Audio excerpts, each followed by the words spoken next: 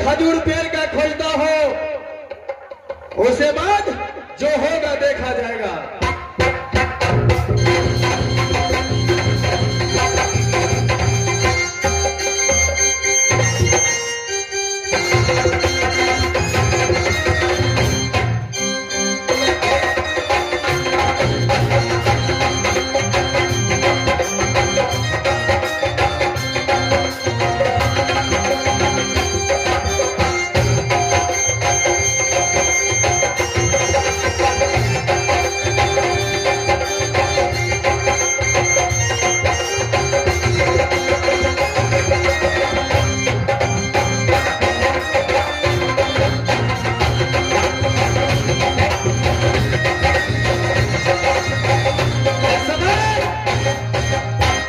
खजूर का पेड़ मिल गया है, इसके ऊपर से मैं घोंसला को उतारता हूं। आज उसका प्राण की बात करके अपना मर्द भूमि तक जाऊंगा। आज जब तक उसे बंद नहीं करूंगा तब तक कदापि वापस नहीं जा सकता हूं। सबसे पहले मैं घोष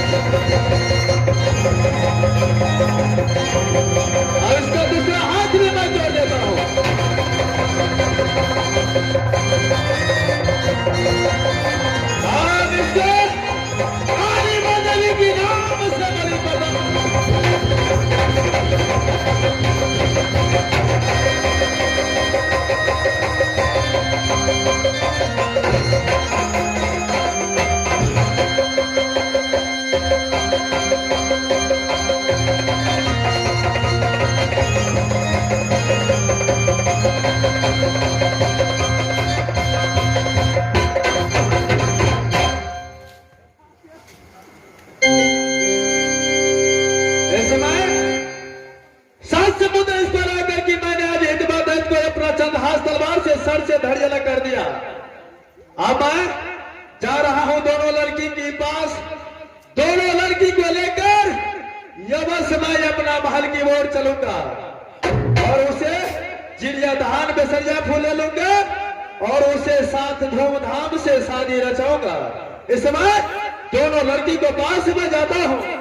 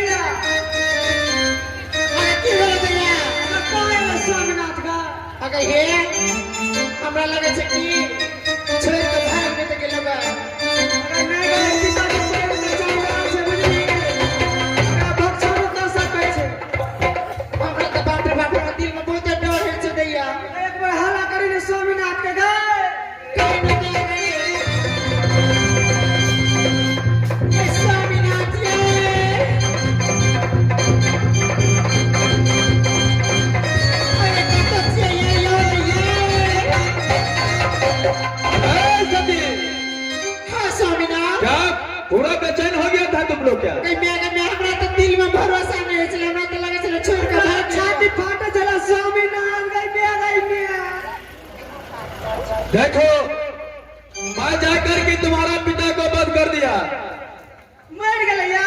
मैंने उसे दुनिया संसार से नामो निशान मिटा दिया हो। चलो भैया, अब डरने की कोई बात नहीं है, चलो ये मेरा मरुभूमि तक।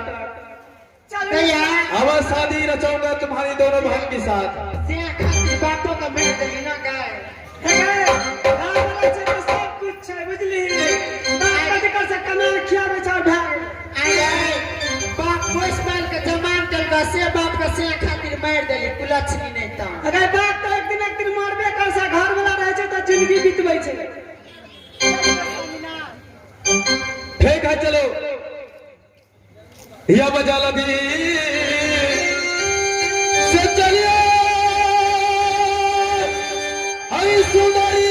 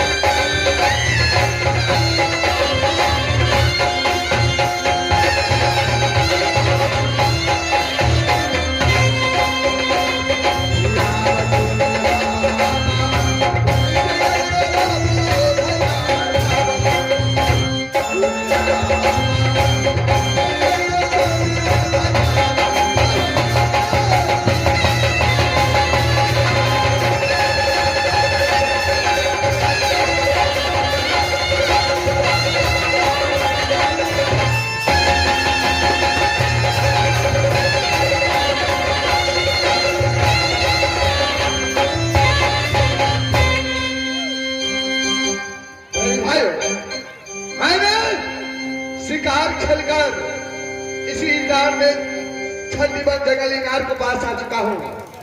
अभी तक दोस्त ने बोला था